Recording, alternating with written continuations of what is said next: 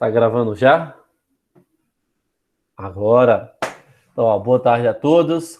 Este vídeo é para falarmos sobre os presidentes Juscelino Kubitschek, o JK, o Jânio Quadros e o João Goulart, com o apelido de Jango. Nesse caso, se alguém tiver alguma dúvida, pode escrever aqui no chat ou pode liberar o microfone, tá bom? E a gente vai desenvolvendo. Vamos lá. Primeira coisa, o Juscelino Kubitschek, ele sobe ao poder com o slogan de que vai fazer com que o Brasil cresça 50 anos em 5.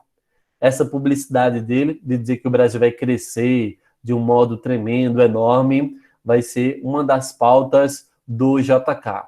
O JK, então, ele vai desenvolver o que nós chamamos de planos de metas, e através do plano de meta, o JK ele vai desenvolver 30 ações desenvolvidas em 5 blocos. Então, ele vai ter lá o campo da saúde, alimentação, transporte, indústria e energia. 5 tópicos, então, que ele vai desenvolver. Depois, ele adiciona mais um tópico, que é a construção de Brasília. É tirar a nossa capital do litoral, que é o Rio de Janeiro, e passar para o interior, com 2 objetivos. Primeiro, deixar o Brasil mais seguro, já que a nossa capital estava no litoral. E segundo, adotar um plano de dominação territorial. Se você prestar atenção, quase todas as capitais brasileiras, quase todas, ficam em um raio de faixa litorânea de mais ou menos 300 a 400 quilômetros. Se você pega uma faixa litorânea de 400 quilômetros, você vai ter praticamente todos os grandes centros urbanos. E aí, você percebe que a população brasileira é uma população muito litorânea. Então, a proposta de JK é trazer as pessoas para o interior do país. E uma dessas propostas, então, vai ser desenvolver Brasília, que vai ter lá o Lúcio Costa e o Oscar Niemeyer como os idealizadores dessa cidade, que tem um formato de um avião. Vocês viram lá o desenho animado que eu passei sobre essa temática, falando um pouco sobre a construção de Brasília, dos 3 poderes, e trazendo para a gente o formato de Brasília. Ó, Edson está perguntando aqui, o que é que eu perdi? Edson, eu comecei a explicar agora, e essa aula está sendo gravada, tá bom? Falando sobre JK, e eu comecei agora a falar sobre os planos de metas. Então, vejam, a proposta de JK, então, é modernizar o Brasil a todo custo. Nesse caso, vai ganhar muito destaque a construção de Brasília, porque isso vai implicar a construção de 3 poderes, povoar a região interior do país. Você vai ter um processo de migração para essas regiões. No caso de nordestinos que vai para essa região, eles vão ganhar o nome de candangos. São pessoas que vão trabalhar na construção de Brasília. E vai ser ali pontos importantes para a gente.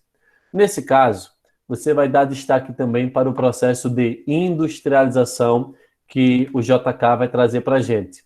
Ele vai trazer, sobretudo, indústrias de bens duráveis, eletrodomésticos, de um modo geral. O cotidiano das pessoas é extremamente alterado com esse tipo de indústria. A partir de agora, você vai ter um estilo de vida americano sendo adotado no país, você vai ter uma cultura de massa propagada pelo cinema, pelo rádio, pela TV que está chegando, e esse meio de propaganda vai fazer com que arte e consumo seja um dos destaques daquela época. Um terceiro ponto importante que a gente vai ter relacionado à indústria e a consumo é a indústria automobilística. Naquela época, por causa desse estilo de transporte, o Brasil poderia ter escolhido desenvolver as ferrovias, desenvolver o âmbito naval, onde fosse possível, mas JK optou pelo sistema rodoviário. Então, isso significa que o Brasil vai abrir diversas estradas, pontes, viadutos. o cenário das cidades vão passar por grandes transformações, por causa da adaptação ao novo estilo de vida, a exemplo dos carros, os bondes elétricos irão ser substituídos por ônibus, então vai ter esse destaque também, e claro, você vai ter um processo de industrialização muito forte, vai fazer com que então você tenha uma migração em massa do campo para a cidade. Uma da região que eu vou dar destaque, que até hoje tem uma importância muito forte, é o que nós chamamos de ABC Paulista, Santo André, São Bernardo e São Caetano, tá bom? São destaques que a gente pode ali permitir para a gente. Vitor está perguntando aqui, professor, qual foi o melhor presidente para o Brasil? Ah, Vitor, essa discussão aí é um pouco polêmica, porque depende muito do que você quer chamar a atenção. Eu destacaria alguns presidentes que entraria nessa disputa que você está querendo aí propor. O Getúlio Vargas é um presidente interessante, o Juscelino Kubitschek também é um presidente interessante, tá? E outros que a gente pode dar destaque. Essa parte que eu estou falando para vocês está mostrando só mil maravilhas, não é isso? Ah, professor, o JK ele foi fantástico, ele melhorou o Brasil, ele modernizou o Brasil e tudo mais. Mas, Vitor, isso teve um preço muito caro para o Brasil, tá? Porque as multinacionais vieram para o Brasil, mas vieram com isenção de impostos, vieram com a ajuda de facilidade de trazer as máquinas, o lucro poderia ser jogado para o exterior, tudo isso, então, é contabilizado.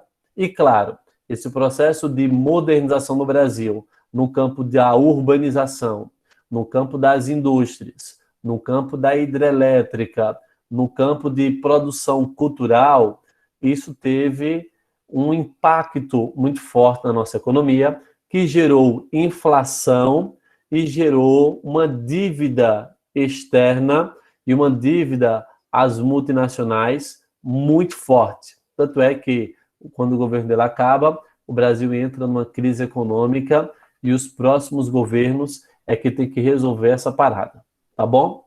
Então, pessoal, vocês podem perceber aí grandes destaques no governo de JK.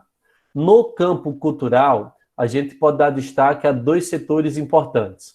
Primeiro, a questão da música. A gente vai ter a mistura do samba com o jazz americano, dando origem à bossa nova. Então, João Gilberto, Tom Jobim, vai acabar criando esse estilo musical brasileiro que vai ser difundido aí pelo mundo. E no cinema, nós teremos o que chamamos de cinema novo. A proposta do cinema novo, colocado especialmente por Glauber Rocha e o Nelson Pereira dos Santos, vai ser trazer um cinema com características brasileiras. Os caras vão trazer uma frase de efeito que vai muito falar do que seria o Brasil, que basicamente seria o seguinte: uma câmera na mão e uma ideia na cabeça, você consegue fazer cinema.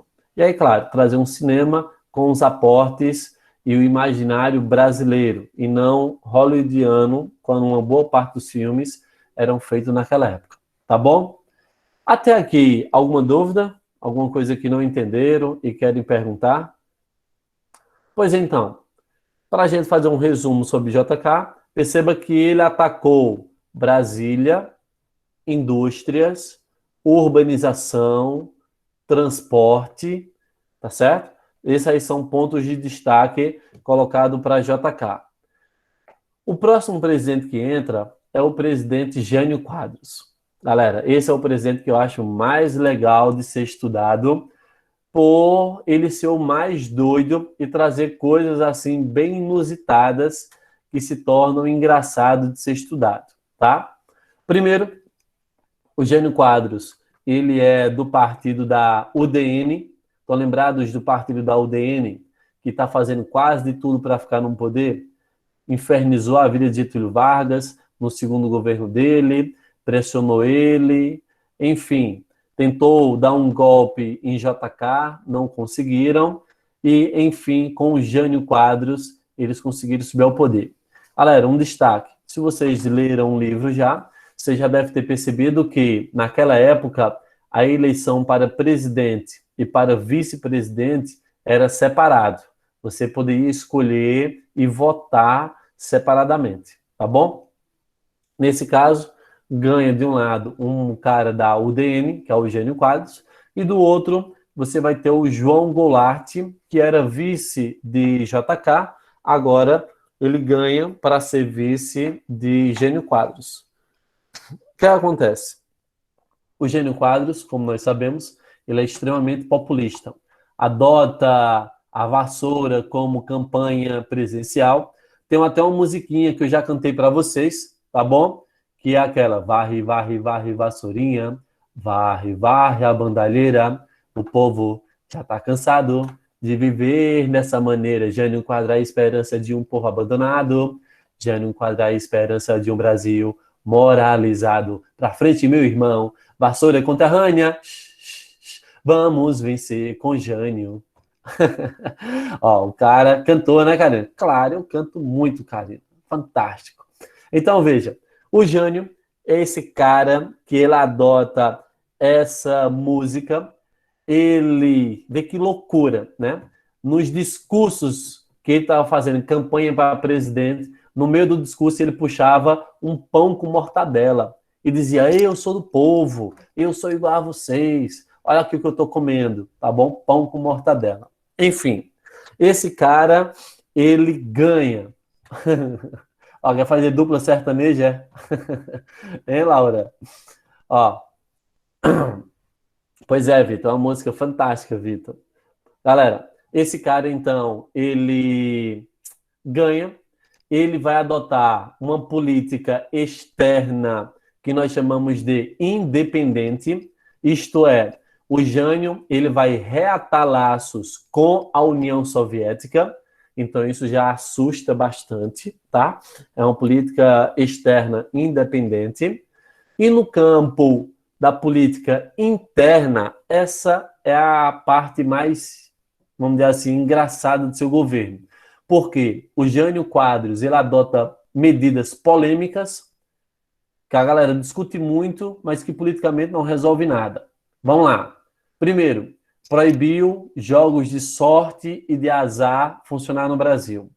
Segundo, proibiu corrida de cavalo em dias úteis. Terceiro, proibiu as mulheres de usarem biquíni.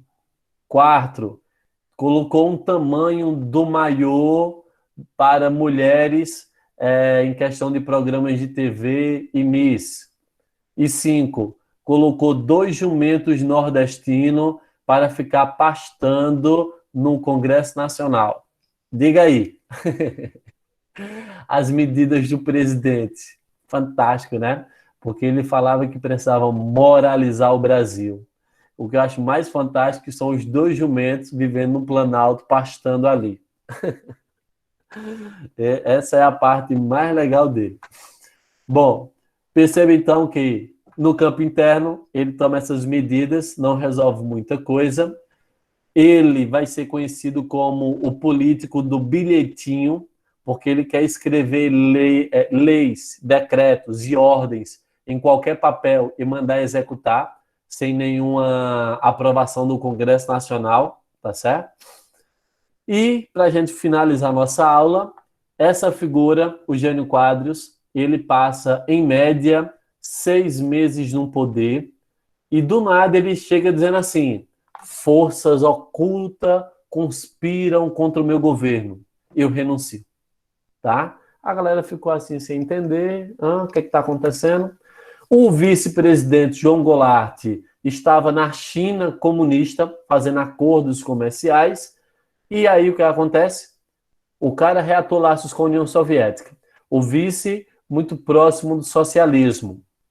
Os militares, mais a elite brasileira, não querem deixar o João Goulart assumir a presidência. O Leonel Brizola, que estava ligado ao Rio Grande do Sul, faz uma campanha junto ao povo para que o João Goulart suba à presidência. Para resumir a conversa, os militares fazem um acordo com o João Goulart. Ele sobe ao poder como presidente, mas o Brasil deixa de ser presidencialista e, a partir de agora, nós temos uma república parlamentarista. Isto é, o poder sai do presidente e vai para a figura do primeiro-ministro. Traduzindo, ele é um presidente sem poderes. Isso por 3 anos, que a gente vai ver na próxima aula. Beleza? Deixa eu parar aqui a gravação.